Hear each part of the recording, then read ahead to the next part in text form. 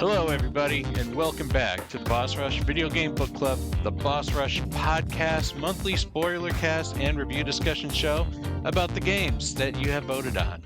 I am one of your hosts, PK Power, Pat Klein, and alongside me is my co-host, who I know as the girl that is...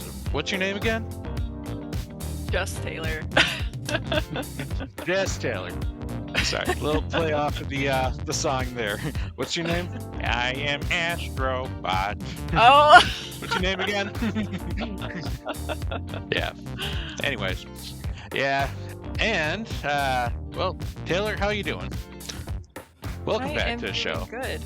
Thank you. It's always good to be back. I am super excited to talk about this game. So, yeah. There we go. Awesome. And also back with us is longtime favorite Block Games, also known as Josh.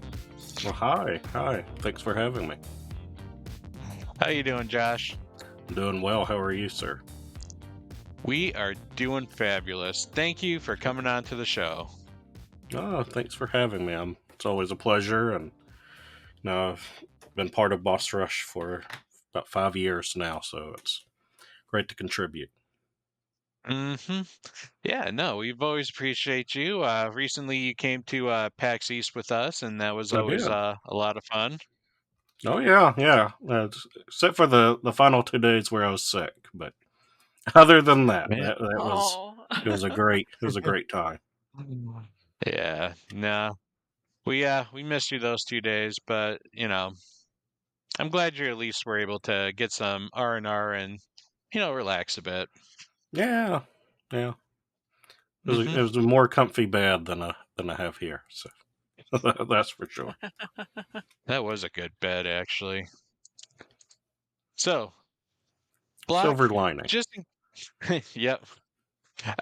Just in case we have newcomers listening here, where can people find you? Who are you? What do you do? Where can they find you?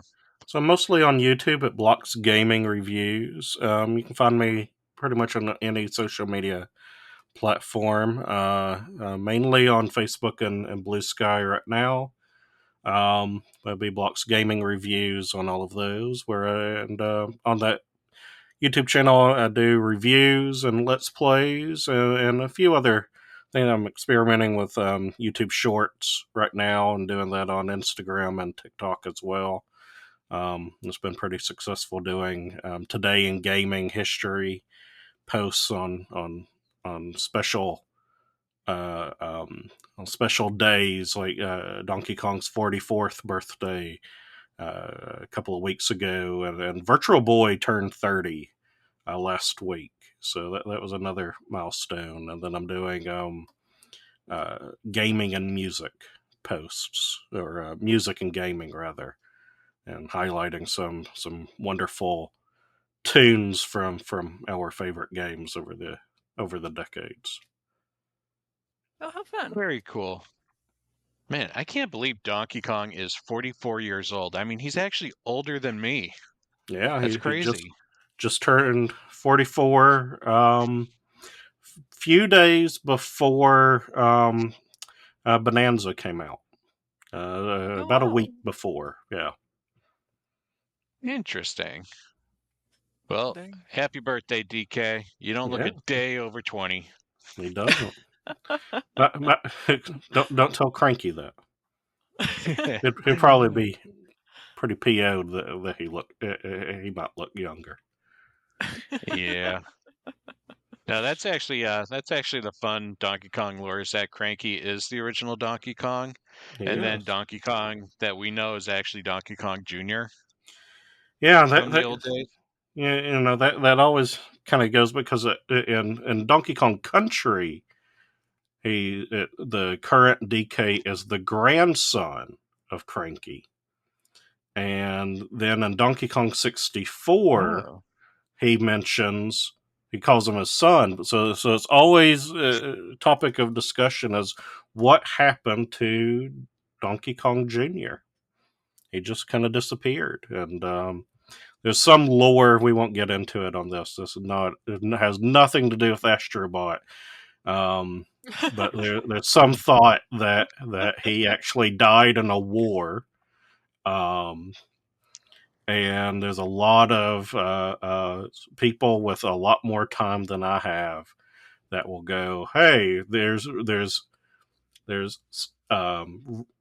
hints towards this war throughout all of the games. That there's another war that went on, and some monkeys likely died, especially because of how Funky Kong and Donkey Kong 64 is all military based, and he's very much like, Mhm. we are going back to war with a new threat, the Kremlings. So who do they go to war with? Oh, We don't know. darn, I was going to say maybe it was the Kremlings, but you just mentioned that the Kremlings are the new threats. So, They're the new threat at that point. So yep. there's Well, some hidden lore in Donkey Kong that no one can figure out, and that's been kind of up to debate for the past close to 30 years now. Wow. I had very, no idea. very I'm not cool. that Yeah, yeah. involved in the Donkey Go Kong go stories. down that iceberg one day. I Take kind of some want time, to Luke. now. Dive into that iceberg. That'll be the next book club. What happened to Junior? We will dive into that right after the bonanza. Now, Black is known to have a vast knowledge of video game lore that I he try. loves to. Mm-hmm. All right. Well, in case you guys at home listening found out, we are talking about Astro Bot today. This is the game of the year for 2024. Won the game award, won best game of the game awards that year.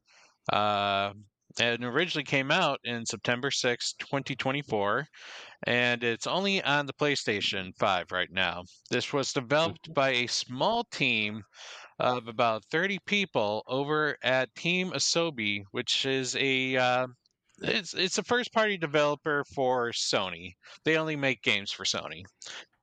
This is probably what the third Astrobot game now. Yeah, he also appeared in two games. I think it's two that don't say Astrobot. But he Hmm. was kind of, but they were tech demos, pretty much. There's Astro's Playroom, Oh and yeah, and then there was the one for the PlayStation VR. yeah, the Um, VR Rescue Mission and the Playroom, which are the first two, and then you have Astrobot, the mainline yeah, game. there was another one. I have to look it up, I think. Hmm. Well, this game did very well. It was sitting at a 94 on Metacritic, and its reception is considered probably one of the best platformers of existence at the moment. Some people would love to debate that Nintendo makes them better, but you know what? I uh I have to agree. There's a lot of heart in this game that, makes it a very special game, I feel. And I looked it And up. so, It's hmm, the Playroom, which was for the PlayStation 4 camera, and then the Playroom that's right. VR, which was for the PlayStation VR camera, which is not to be confused with Astrobot Rescue Mission. Okay, so this is technically the fifth game then. Yeah, yeah, Wow. And the first one that most people actually got to play. yeah. Hmm. Yeah, I was gonna say I haven't played anything else other than Astro Bot that he's been in. Well, luckily for anyone who has a PlayStation 5, it does come with a free game called Astrobot's Playroom, and Yep. it is fantastic. I highly recommend that if you have played this game, to try out the Playroom because even though it's considered a tech demo, it's actually a very beefy tech demo and Oh with yeah, yeah. lots of hours. Good platforming, and again, a lot of heart to PlayStation history as well as the various PlayStation franchises. Definitely check it out. It's free, so there's no money down whatsoever. Or if you haven't played this game, play Astro Bot's Playroom, try it out, and then go to play this game. So let's discuss kind of our initial impressions. Keep it spoiler free as we can, and just kind of mention how we like or hate this game. Taylor, let's start with you today. Yay! Okay. I have a ton of stuff to say about this game, so I like wrote it all over the document. Yeah, it took me forever to play this game. I know it's been out for a while, almost like a year now. But I know like everyone kept talking about how fun it was. I know one, I think it's a game of the year. Um, but for some reason I had no interest in playing it. Like it was just not high on my list. I think I just thought it was just gonna be a whatever platformer. Like I don't know. I know it was hyped up, but I kept putting it off, and now I'm really glad it got voted for a book club because it forced me to play it, and it blew me away. It was like a million times more fun than I ever thought it was gonna be. And I like it hit me right away, just like in the first level or two of the game. Um, but yeah, overall, I love this game. Like I went on Twitter and I was like, "Why'd I put this off so long? This is phenomenal." I'm like telling all my friends, like I was like, "Oh my god!" Like my brother and sister. Well, my brother played it, but my sister didn't. So now I'm telling her like, "You should play this game now." But um, I had so much You fun. should play It a lot was of games. so yeah. Yeah. um, but I loved that. I don't know. The thing that stuck out to me in the first world is I loved that everything had faces. I thought it was so cute. Everywhere you looked, I was like, oh, the plants have faces. This has faces. And it's like, that's a theme throughout the game. Like the tombstones have faces. It's like everything is like cutesy and Astro Bot, all like robots kind of. And I'm like, oh, that's so cute. I love all the animals and creatures. I love that pretty much everything in the environment you can interact with. And that was something I noticed like in the very first level, um, was walking around because I remember like I was like, oh, there's a diving board. I wonder if I could go on that. And then you went on it and it actually acts like a diving board and you can, Yeah. dive off into the water in it. They had like one of those giant inflatable balloons and you can like land on it and kind of walk on it. And I always thought that was so cool. That's like real life. It's like when you walk on it, the balloons kind of deflate and reshape when you're like Mhm. walking on it. Um, and I thought that was just fascinating. I was like, oh my god, everything I want to interact with, I'm able to interact with in this game, which I like doing because I spend a lot of time going around the environments, and whatnot. Um, but yeah, I liked all the different abilities. Um, there was one ability I did not like. I'm sure we'll talk about that at another time. But yeah, I liked all the cute little animals and abilities you got that gave you like the special abilities, like when you're going through the levels and whatnot. Um, and something I thought was really fascinating was that they would reuse the same abilities, but you would use them for something different in a later part of the game. Mhm. So like one example was like the armadillo ability, because initially the first time you got it, it was the roll on spikes. So you can go across on spikes, and then in one of the later levels, you used it to block fire from burning you when you're in like the magma area. And I'm like, that's so cool. That's the same ability, but now you're using it for a completely different reason. This is to save you from like burning up, and against the magma people. So I thought that was really neat. And it was just very creative. Like the amount of times I was going through a level and I was just like, this is such a creative use of like this ability, or I don't know, just like it just blew me away going through some of these levels. And I'm like, how did they think of that? Like it's just so cool how they thought of all these ways to interact with your environment and use the abilities with them. Um, yeah, so I was just really blown away by how creative it was. I like that Oh, they absolutely. used. It was neat that they used a lot of the features on the PS5 controller. I found out my brother said he turned off the. He made it so he didn't have to like blow into the controller and stuff. He turned off the motion The microphone. controls. Yeah, he turned off Ah. motion controls too, so he didn't get to do any of that. I didn't even know that Oh, was an no. option, but I left it all on. And it was pretty neat that you could, use your controller to aim when there was like aiming things. Obviously blowing it for like the pinwheels and like stuff like that. The rumble Out feature of I thought was neat. curiosity, how old is your brother? He's 3 years older, so Okay. 38. Okay.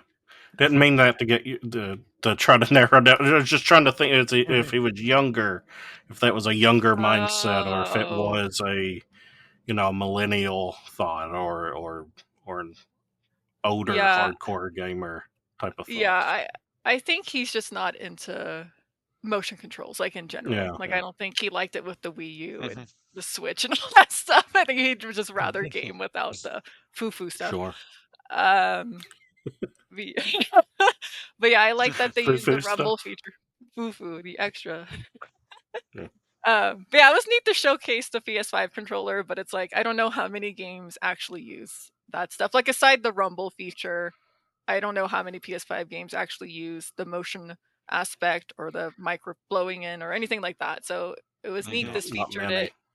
Yeah, not Nope. many. So I No. didn't even know you could blow into the PS5 controller until I played this game, and I was No. like, oh, okay. So it was kind of a neat way to show them off. But yeah, I mainly grew up on Nintendo. I did own like a PS1, PS2, PS3 and stuff, but I didn't play as many games on that. Like I was way more Nintendo focused and I played some Sony games, but not a lot. So Mhm. I loved this, but my issue was I didn't know probably like 70% of the characters in this Mm. game.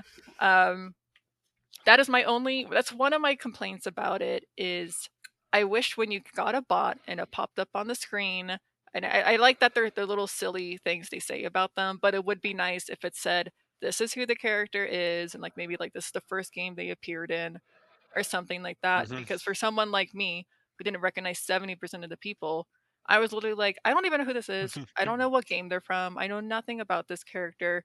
I don't even know how to Google this character because I don't know the name of the character because it doesn't tell you. Mhm. Um, so I wish it just said the name and their franchise or game they appeared in, so that way I could be like, let me look up this person and like learn more about the game they're from.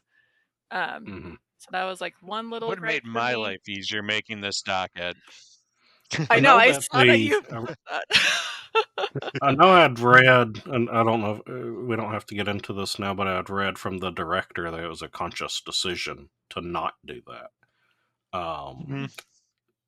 I'm with you all. I think it would help celebrate the franchises more if just giving that Solid Snake is from Metal Gear, because as iconic of a character as he is, we have new gamers every day, every single Mhm, day, and every day we get less and less people that have grown up with Crash Bandicoot or Metal Gear or Final mhm, Fantasy.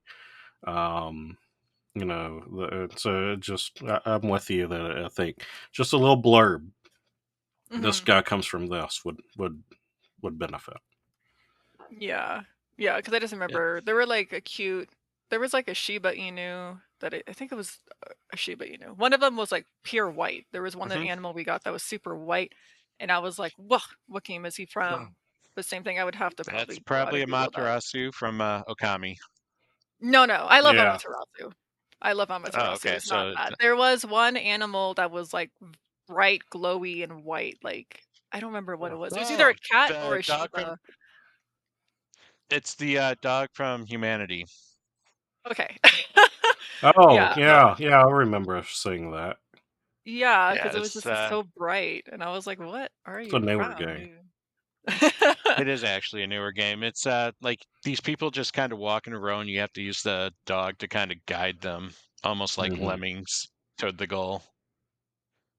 Yeah, I didn't play it, but I think it came out right around the same time as Astro Bot, and it was a free PlayStation Plus free game, like day one. Mhm.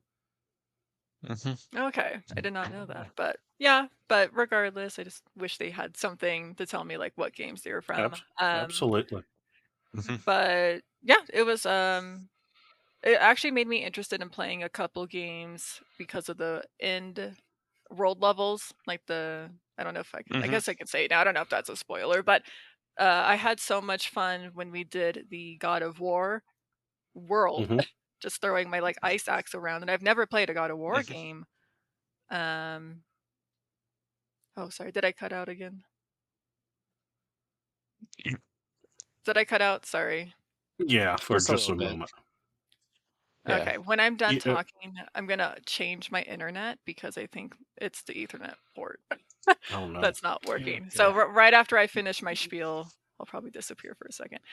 When you Yeah, played we'll the God say of War level. 2030. Yeah, when I played the God of War level, it made me want to play the games because I hadn't played a single God of War game, and Oh I wow. loved that level. I liked throwing my little ice axe around, and I was just like, it made me so fascinated to play the game that when I finished it, I was like, I want to play God of War now. Like, it just made me interested in these games, which I think is really cool. Well, the same thing happened with me because I had Ragnarok on my shelf for a Mhm. year. I hadn't gotten to it, and I played Astro Bot. And when I got to that level, I really need to play Ragnarok finally. Like I have it. Mhm. I've owned it for a year now, and I haven't played it. So yeah, I had the Oh, same yeah. thing. Yeah. So it's cool. Yeah, that was a long spiel for my spoiler-free discussion. I had a lot to say. But overall, like I said, I thought it was super creative, super fun. Like I said, I think it was amazing. Like everyone says, it's like a love letter to PlayStation games, and now I can see that after playing Absolutely. it. Like I loved everything about this game. And I actually even liked that the crash site had stuff to do because I thought that was just going to be a boring gathering place, and I loved taking all my robots to build bridges and do the stuff in there. Like I loved that so much. Yeah. So super awesome game. Yeah. No, I highly recommend you check out Playroom. Uh, the free demo that came with the PS5. Hmm. It Really fun. should be automatically downloaded. At least it was for me, automatically downloaded into the system. If you bought it new. Mm. If you didn't buy it new, just search on the PlayStation Store, Astro's Playroom, and it's a free download. Okay, yeah, I'll definitely have to check it out now. It was about 3 to 5 hours, but it plays just like Astrobot in a lot of ways.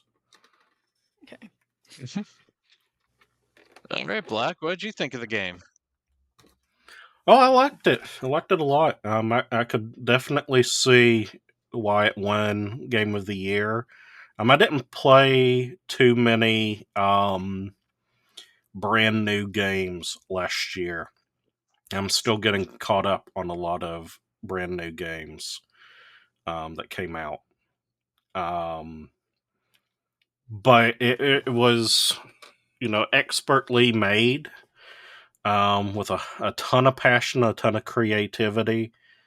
Um, it I could tell that they kind of took the best elements of games like Mario 3D World and Mario Galaxy and Odyssey, to create these kind of um, smaller but highly focused levels, um, that I really enjoyed. That you have these, each level is its own little playpen for you to explore and find things and puzzle out and get to the end. You take the kind of point A to point B platforming of Galaxy and 3D World, where I kind of think of the play sequence as, you start and you have a little open area that you can go and do stuff in, and then the next jump you have another little area that you have stuff that you can do in the next little sequence, and you're playing very similar tied together sequences to get to the end. But along with what Odyssey did really well is that there are moments where you can take a step off the trail, um, and discover a little secret, I guess, a little experience. Especially with the little Astro Bots that you're collecting and finding along the way.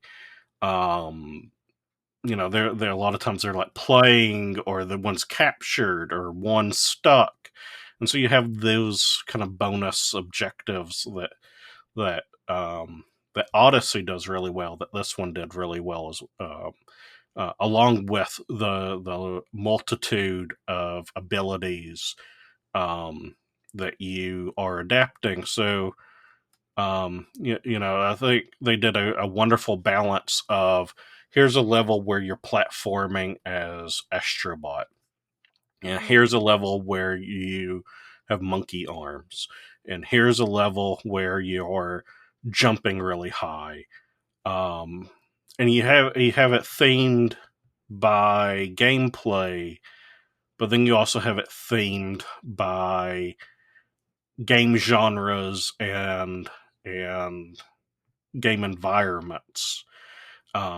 So, for example, like you have, I think it was Aztec Trail, or one of those early ones, that you run into Crash. So you don't have a Crash Bandicoot level, but you have a level in which it feels fitting that that character would be there. And I think that plays into this overall message of this love letter to PlayStation franchises, or these franchises that have helped build Sony and PlayStation's brand. Because like Crash is so synonymous with PlayStation, but he's actually owned by Microsoft now. It's kind of crazy. That is funny, actually. Yeah, and Spyro. Spyro is also in that same level, I think. Mm-hmm. And he's also owned by Microsoft when they bought Activision. But they're so synonymous with the PlayStation brand, and then you have something like Tomb Raider, who again has never been owned by Sony, but it was actually built for the Sega Saturn, of all things, but it's so synonymous with PlayStation, and so you have these wonderful Easter eggs, homages, these building blocks of the PlayStation brand that you are not just seeing.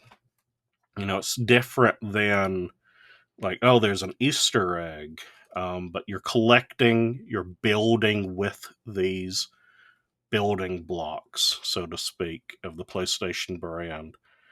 And you're interacting with them. You're borrowing, you're adapting their play styles, dipping into their world at times. So it's very seamless. It's not always very overt. There's a few levels, like the God of War one, that's very just, this is God of War. But then you have the Aztec one, which is just, it's not Crash Bandicoot, it's not Spyro. But there's moments where there's the TNT boxes, and you're using fire, and you're doing little things that are these core memories being unlocked for a lot of players, and for new players like you, Taylor, that don't always recognize the property. I think it's giving you a taste of this nostalgia to see, to help you experience what longtime PlayStation fans grew up with and have had, so that Mm-hmm. this becomes part of your memory too. Um, Mm-hmm. so in short, I really loved the passion and creativity of it, and I thought that they did a wonderful job of allowing each level to have its own personality. And part of that is having these homages to classic things. That's the one thing I kind of worry about for any sequels, which I'm confident that we'll get one sooner rather than later. Um, but does that magic wear off by Astro Bot 3 or 4? It's like, oh, there's Crash again. Because eventually you run out of the bots, and the homages. But at least I don't this think it's going to time, be too. I don't think it's going to be too much of an issue. Just primarily because, I mean, look at how Nintendo's done. Mario's gone how many platformers, and they still kind of feel fresh, like majority of the time. I think it's like they have the resources, they have the bots. They could just kind of put them in different scenarios, or maybe focus on a different bot, next time. If they go back to doing PlayStation bot levels. yeah, So. it's not a big worry, but it is. Mhm. I think um, it's just a concern, that if the gameplay doesn't evolve, then you're stuck with, like, how many more PlayStation things can they do, because this was packed with it. Mm-hmm. um that you have, does the well run dry after 3 or 4 games, of that? I don't think it will, but I think the gameplay does have to evolve for that to not happen. um and I don't know what direction that would go. It can go many different ways. I think the property lends itself to a whole host of possibilities. Do you get larger levels closer to like Banjo Kazooie and Mario Odyssey or something, or do you have it more streamlined? Do you incorporate more 2D aspects? Do you, I think it's a property that is very malleable, that can lend itself to many different types of play. But we see with with Little Big Planet, um, with even more potential, I think, for different changes of gameplay that does. If the developers aren't careful, you get into where Little Big Planet 3 fails. Um, so I think you have to be careful. Mm-hmm. All right. Well, you guys pretty much said a lot of it. Just kind of going over my impressions. I absolutely love this game. It's still probably one of my favorite platformers of all time, just because I love just the care uh, and the Mm-hmm. love that the developers obviously had for the Sony properties, and not just the Sony properties, all the properties that they worked with.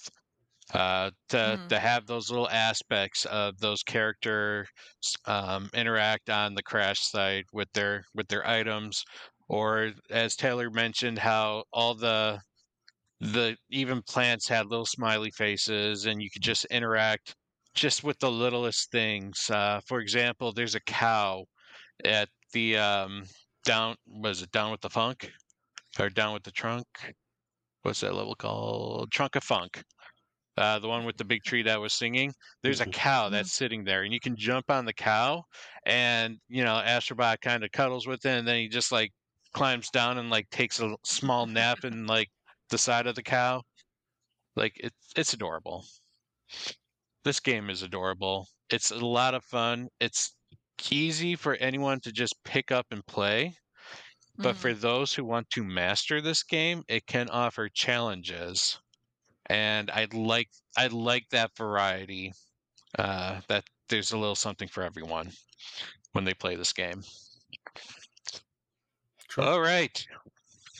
Well, let's get into the spoilers here. We're going to spoil a game that doesn't really have much of a story, so we're actually going to go more into the into what we're going to go by nebulas, which is kind of like the grouping of levels, and maybe just like talk about something that we liked, or like a level that we liked, and some of the bots that appeared. It doesn't even have to just be one. It could just be a couple of these levels, but just kind of mention something that you thought, was really cool about this. And I'll kind of go first with the Gorilla Nebula and Sky Garden. But before we do, this is your last warning. We're going into spoiler territories. We are going to spoil the living ever life out of Astro Bot. So if you haven't played it and want to be fully surprised, this is your chance to go play and come back and listen to us. All right. Sky Garden. This is the level that I played when it came to PAX West last year.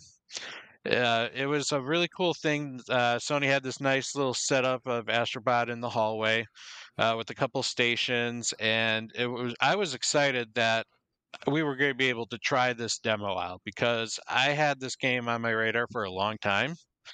And by long time, I mean like the 6 months that it was announced by. And I really wanted to try it. And this was just such a thing of beauty, and it blew my expectations of everything out of the water.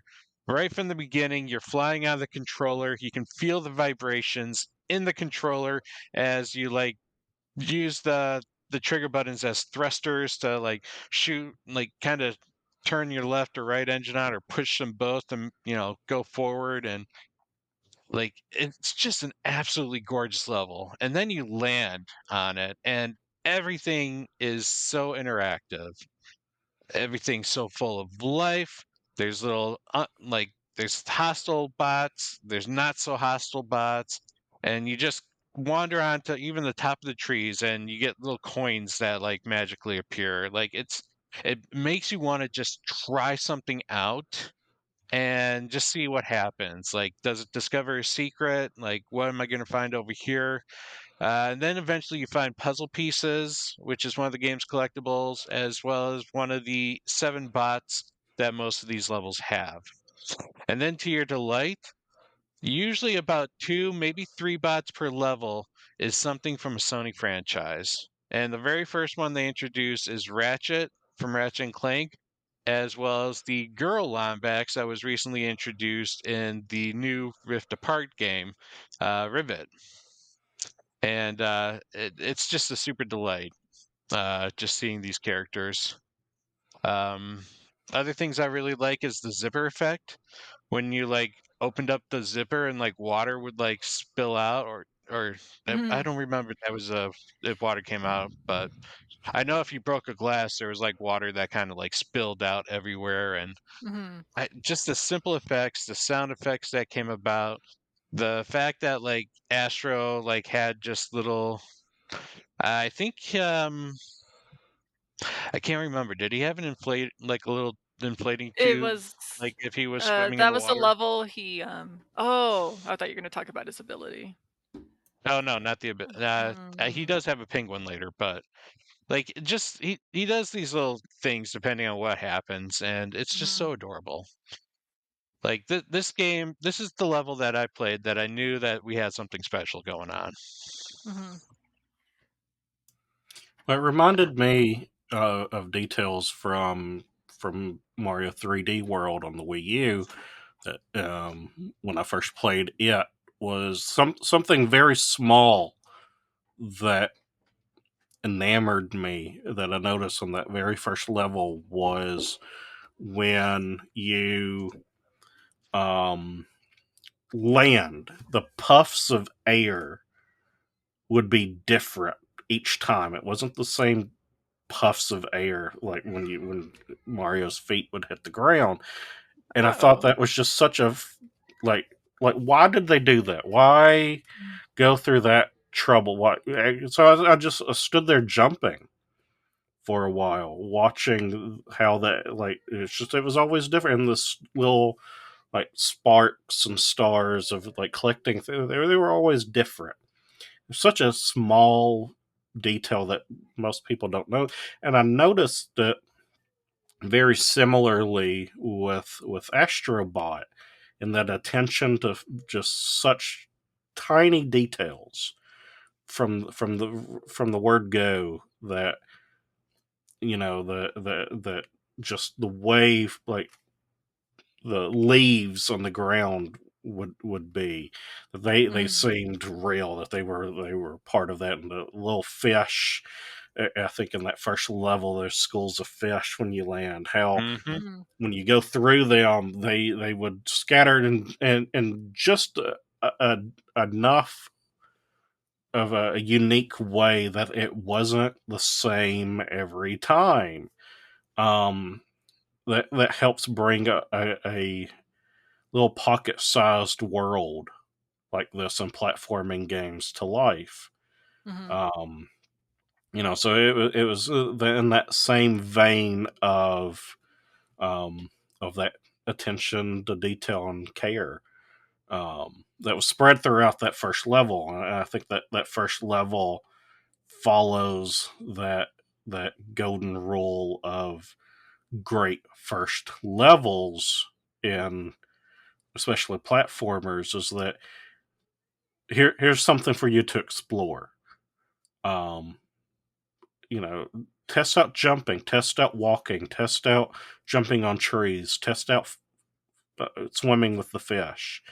You see it with I think Mumbo's Mountain and Banjo Kazooie and Bob-omb Battlefield and Mario 64. And I think that this is in that same vein of just great low threat levels where you can just play around and have fun in the smallest things. Yeah, I think Sky Garden was the one that I mentioned in my little non-spoiler section. But yeah, no, I had the same. Yeah, I don't know. After doing that first level, like I said, I was so impressed with the game just after the first level, just for all the reasons like you guys listed. I liked interacting with everything in the environment. And it was just fun. Like, it made me want to explore and just, like, go everywhere I could go, climb up everything, jump on everything, swim everywhere. I liked, you said, interacting with all the flowers, all the creatures around the area.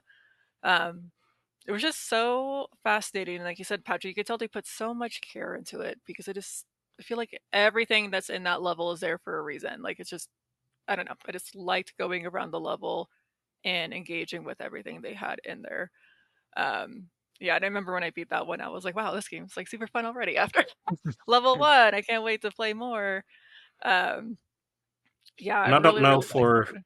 I don't know if for a fact if this was, but in most cases, the first level is the last one that the developers make, because they know now how the game is. They know the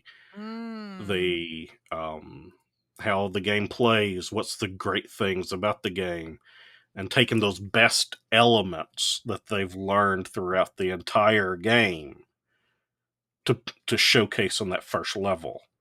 To nail the basics. And that's I would not be surprised at all if that's true, just from how it plays. And there's so many classic games in which that is true. That the opening sequence, the first level, is the last thing that they make. Okay, I actually didn't know that, so that's interesting. Yeah. But that would make sense, because like you said, they know the best parts to put in once they finish the rest of the game. Were there any other levels that kind of stood out before the boss fight?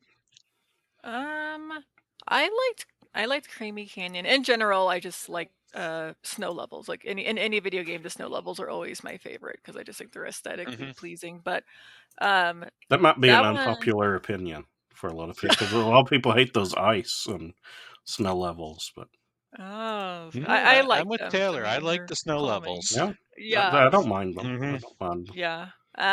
I can't remember if this one had. I think this one might have had ice skating in it, but I remember Yeah. that was such a cute Mhm. detail. Like the first level you get where you can skate on the ice, and he was like figure skating, and when you jump, he does like twirls in the air. I thought that was so cute instead of just making him, I don't know, slide around on ice and stuff. I thought that was like a unique way to handle it. Um, this one And was fun because this had the the bots in that level were Metal Gear Solid 1, which takes place in Alaska. So it's snow oh, level, Metal hmm Gear being a snow place. yeah, Mhm. yeah, it's a neat connection. Yeah, this one, I think this one only stood out to me because this was one of the levels. I forgot there was like I think this had the warp in it or something, but you had to like shoot. Mhm. I don't remember what it was. You had to like launch. Well, I don't know if it was You a had to Oh, it bomb launch or the was. piggy something. at the seal At the seal statue. statue, yeah, and I missed that the first time because I Mhm. guess at this point in a game, I thought it was a little bit more straightforward when I was doing the levels, and this was the first level I realized I was like, "Oh, just because I used a bomb on one wall or whatever, doesn't mean I can't use it to blow something up on the whole other side of the level." Like, I didn't Mhm. even know that was an option to turn it all the way Mhm. around and launch it at the seal statue, and for me, that was what made me realize, "Oh, I really need to pay attention to all my surroundings and see if there's anything else, I can interact with or blow up or whatever." But yeah, that one was enjoyable. I liked that one a lot. No, I love the food montages with the ice cream and the little jimmies everywhere. Such an adorable. I love how adorable these levels are. Like Yes.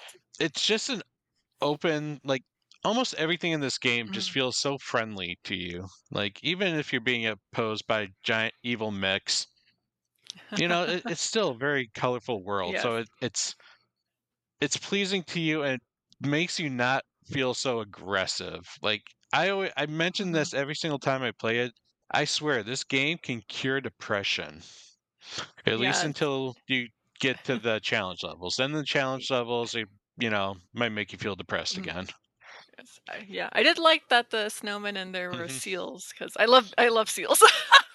So I Hmm. liked that they had cute seal snowmans all over the place. And I remember the first time I accidentally broke one, I felt so bad breaking a seal snowman. I was like, "Oh no, I messed up your hard work." It was so cute. But sometimes you have to because there's stuff underneath them. But uh, how about you, Black? Any particular level in this world that stood out to you? Um, I'm looking at it now, and was the secret one the funky fungi?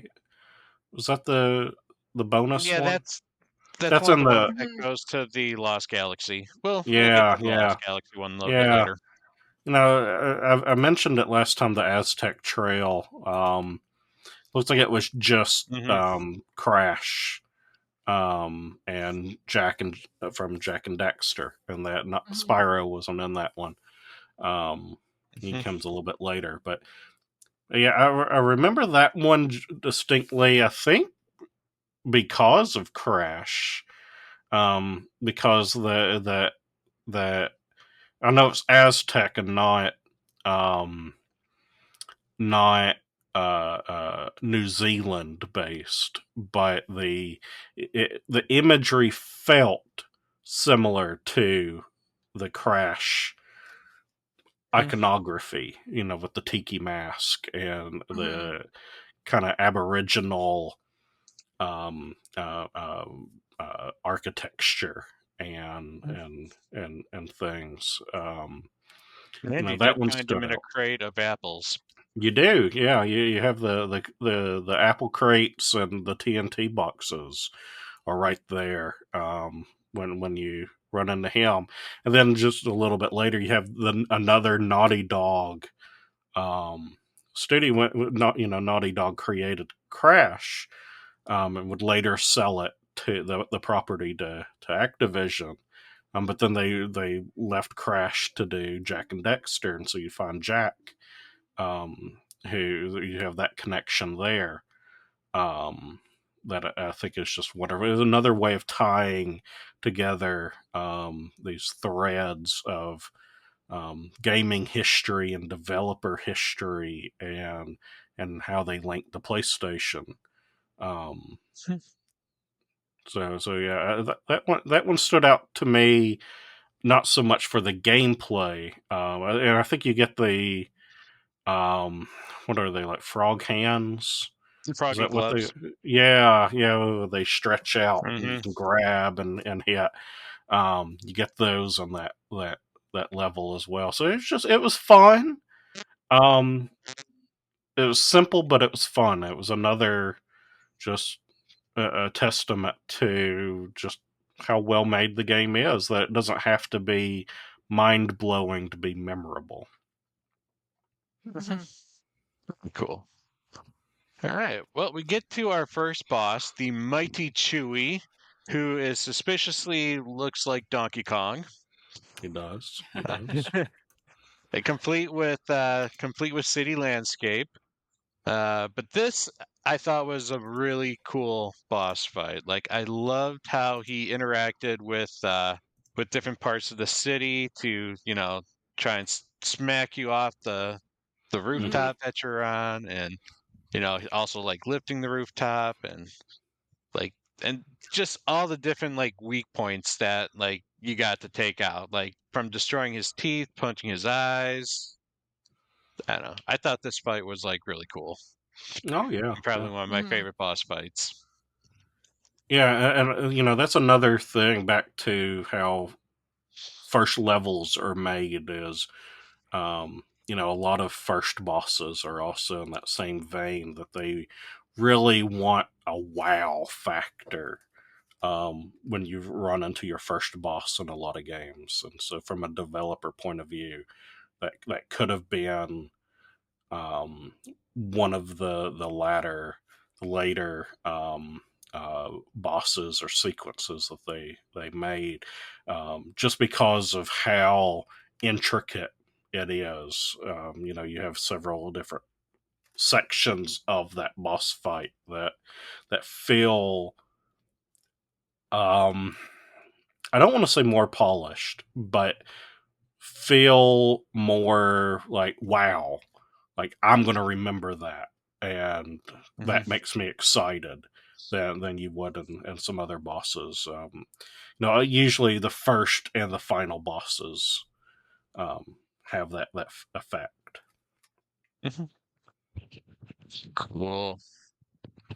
All I right. also think that the when how he's very much like Donkey Kong, like you can argue it like more like King Kong than Donkey Kong, but because it's a video game, you're gonna think Donkey Kong before anything else, especially with like the girders that he has that you're climbing on to get to him Mhm. originally. Hmm.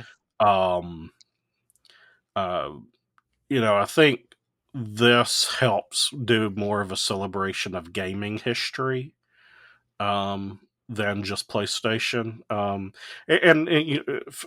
Famously, when the developers won, when the game won Game of the Year, the developers thanked Nintendo over Sony in a way. We have to acknowledge Nintendo and Mario um, for this game, and that they helped pave the way for this game to be made. So I think that this Mhm. serves as a helpful nod to that kind of legacy as well, and the impact that Donkey Kong, the character, and the franchise has, not just on platformers, um, but in gaming history. Hmm. Yeah. Yep. All right. Moving on, the next level that we experience is the very first of the PlayStation IP levels. This one takes place in the Ape Escape universe. And so you get to kind of experience a little bit of what Ape Escape is like by chasing monkeys around with a big old net and trying to catch them from their hiding spots. It was a lot of fun, in my opinion. Mhm. It's kind of cool, trying to get outsmart the monkeys and just it play something that was a little different than Astro Bot, in my opinion. Mm-hmm. Mm. Yeah, it definitely felt like playing Ape Escape, which is a franchise that has been pretty much forgotten about and dormant for over a decade now. Taylor, Um, what did you think about this level? Like you said, you haven't played much PlayStation. Would you say that this was a level that would have made you want to try Ape Escape? No. No. I love this level, but it did not make me want to play Ape Escape. I actually got annoyed that there were so many monkeys in my plaza whenever I would come back to the crash site. There was just overwhelming amount of monkeys compared to other franchises, and it bothered me. But it was super fun. Like I had a great time catching all the monkeys.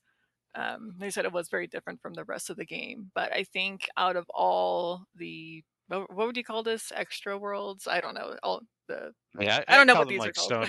like the Sony specials. Yeah, I think out of like it was super fun in that moment, but now Hmm. that I look back on it compared to all the Sony worlds, this would probably be my least favorite just because it was one small area. You caught monkeys and you were done. And I feel like all the other Sony worlds in the future, they had like an entire world traverse through that was supposed to be that game. And I mhm. found that a lot more intriguing for me. Hmm. and, Cool, and cool. well, I was going to say if this did make you interested, at least it seems that in Snake Eater Delta, the um, Metal Gear Solid 3 remake that's coming out, they are adding more of the snake versus monkey levels that were infamously in. So, do you play Metal Gear at all? No, no. So, in Metal Gear Solid 3 Snake Eater, there was a special thing after you beat the game called Snake versus Monkey, and you have to find you go through levels um that you've already been, and not levels because that game's not broken up into levels, but sections of the game. But instead of like enemy soldiers and stuff, it's the monkeys from Ape Escape that you're having to Mhm. shoot with tranquilizer guns and use other things. Um, and people were worried that that wasn't coming back for the remake. Mhm. But they've announced like there's going to be even more brand new stuff. Um, Mhm. so yeah, Mhm. at least All the right. franchise isn't completely dead. Yeah. Not yet. It's funny. S- So, speaking of new stuff, we open up, we go back to the crash site where we find the satellite that will point us to a brand new dimension or new system. And this one's called the Tentacle System. It brings up a bunch of new levels, ranging from giant trees to very small surprises. In terms of one of my favorite levels of this, as much as I like the Trunk of Funk song and like the beginning of the part or beginning level, I would actually say my favorite one was actually Downside Surprise. I was gonna say Mhm, that was my favorite. I don't know, I loved going small to big and small to big. It was just it Hmm. made exploration so much more fun because you go to so many little places you can only enter when you were mhm. tiny, and you make sure you didn't miss it. Um, yeah, I really enjoyed the downside surprise one a lot. Yeah, and I just love all the little things you could do as a mouse size, like go underneath the blanket and like s- pop up, like grow large and like pop the blanket off of the bed or the picnic Hmm. blanket off the ground, like just scare Yeah. everyone. Uh, and then also just the detail again of like seeing things from the small perspective and then seeing it again in the large perspective. Like it's almost Hmm. like playing two levels in this one. It Hmm. really reminded me of Tiny Huge Island on Mario 64 that had Hmm. that same mechanic.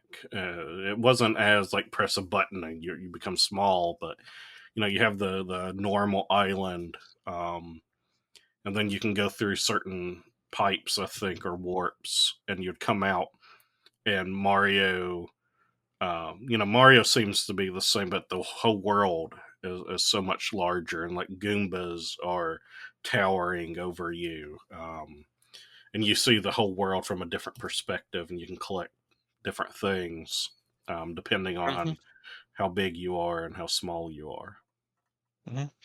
So, Yeah, I will Black, what say. would your favorite? Oh, go ahead, Oh, Taylor. sorry. Oh, sorry. I was just going to talk about a couple of the other levels real Oh, quick. Sorry. no, Go no, ahead, I'll go no. ahead. say. I will say Trunka Funk. I did like the ability you got in that one. That was the elephant one because I Hmm. thought that was super creative. Having him absorb. I think in this one you just absorb a green liquid and it makes flower beds Uh, as like you platform. absorb the green bouncy or no, the green liquid. I Hmm. forget what the green one did, but you also absorbed the honey, which made bouncy Yes. things. Yeah, I think the green just made grass, like flower bed Platforms. platforms, like platforms. But I thought that was really creative to me to just be able to jump around and make platforms wherever you go, especially the honey because it was bouncy platforms. I Hmm. liked that a lot. And actually, Go Go Archipelago had my least favorite one. It was just a monkey, and I didn't like the monkey one because of the motion controls. I found it annoying That because one you had turned the to motion tilt. controls off. It was annoying having to like turn it every Hmm. single time you wanted to climb with my controller. I was like, come on, Yeah. like No, that is one I did turn off the motion controls, and it's so much faster to just use the triggers. yes. You just like because they're one of the speedway levels as a DLC has the monkey, and it Mm, is almost impossible to make time if you use the motion controls. You have to switch that off. mm. Yeah, that's like that was the only time that the motion controls bothered me the entire game was just that one ability. I just found it so annoying having to constantly move the controller. I was like, no, thank you. Don't like that. Hmm.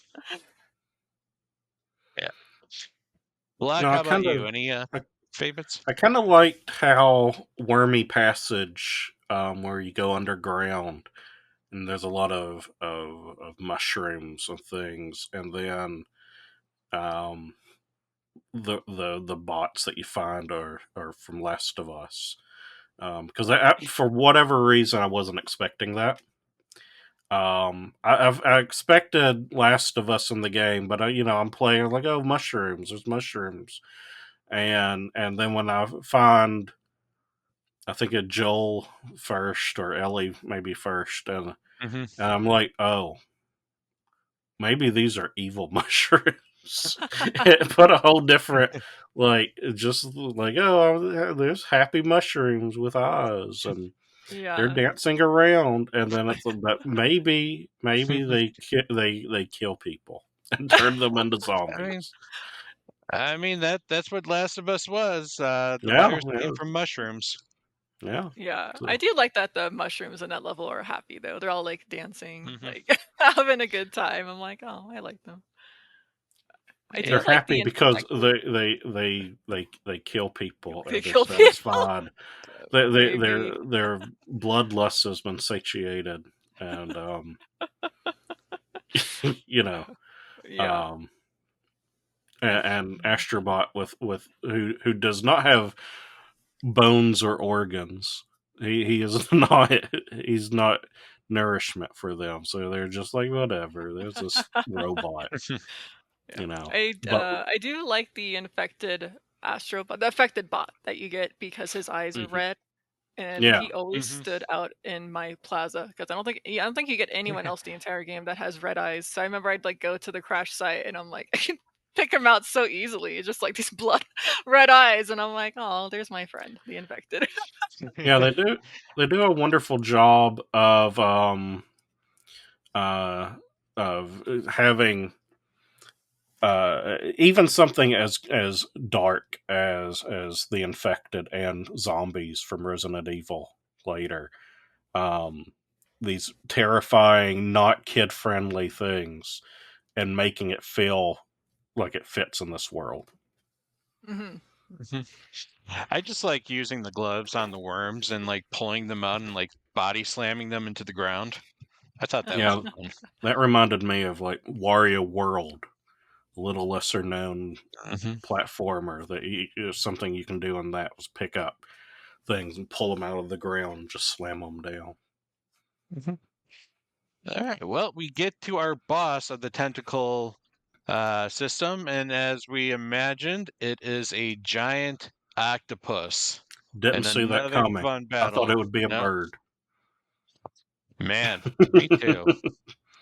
A weird bird. Yeah, Taylor, what'd you think of this fight? It it never occurred to me that the bosses matched the nebula systems because I never paid attention to until you guys mentioned it just now. I've never paid attention to that, so it's kind of funny. I like this boss. I liked him as much as the gorilla. Like I had a super fun time with the octopus boss. I thought they did a job well done, and he was fun to fight. Yeah, and it was fun to punch him up and beat him up. So I enjoyed this boss fight.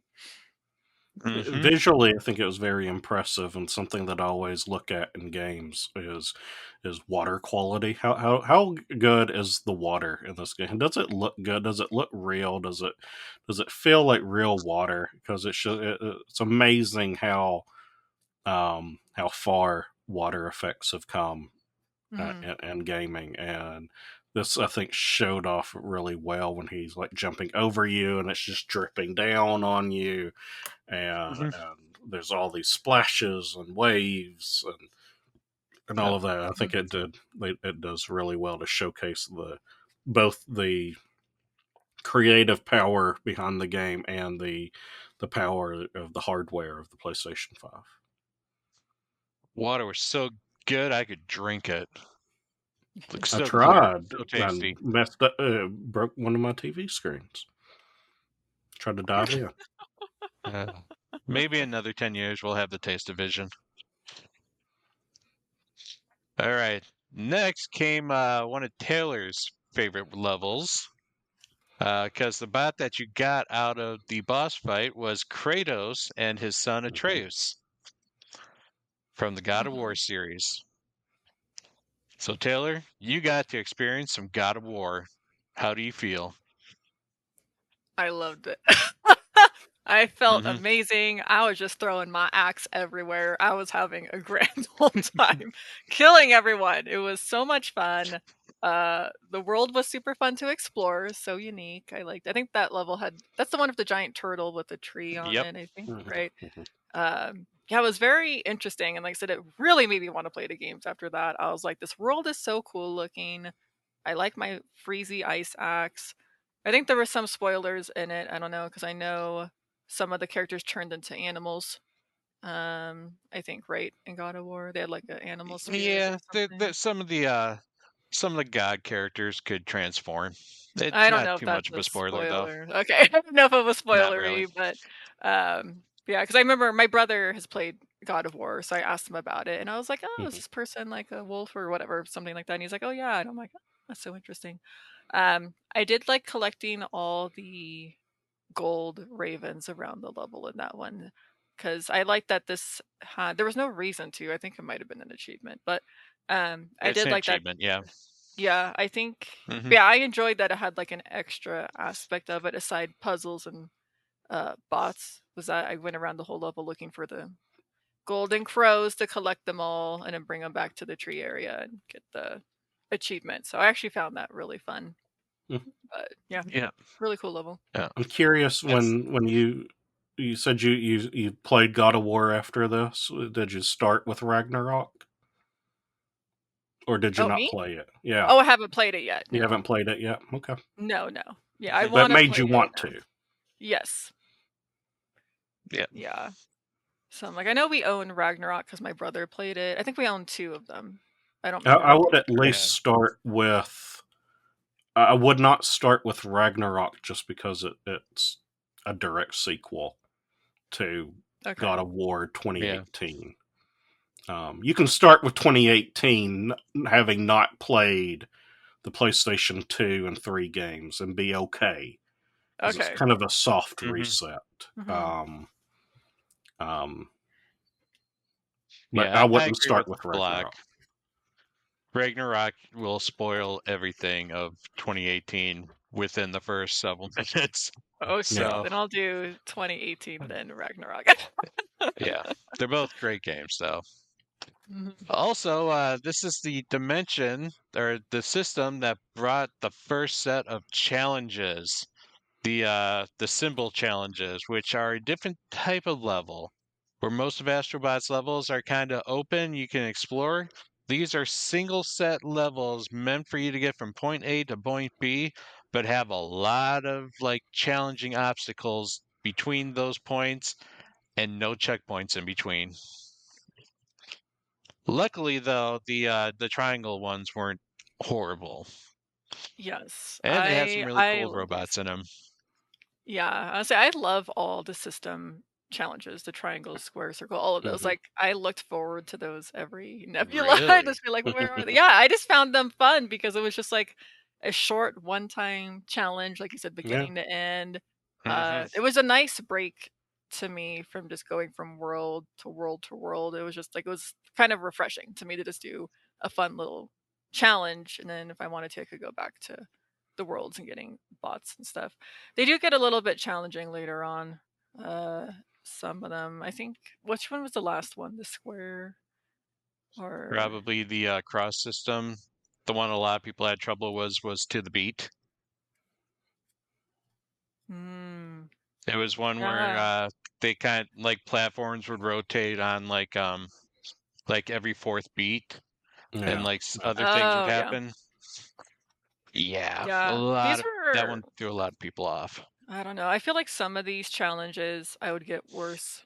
Like a lot of them I could do first try, but there would be Hmm. like Mhm. some I would get like 80% of the way and die, and for whatever reason, I would just suck. It was just like the more I did it, the worse I got. There was one level I died like 10 times, and it was like every time I tried to redo it, I got worse and worse and worse. I'm like, I should just stop. I don't know what is going No, on with me.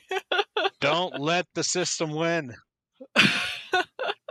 Yeah, I thought it was a Hmm. nice even difficulty, that where I would get at times first try, other times about Hmm. 80%, and then Hmm.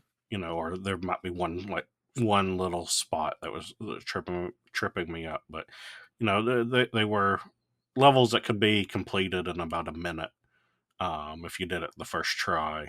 Um, Hmm.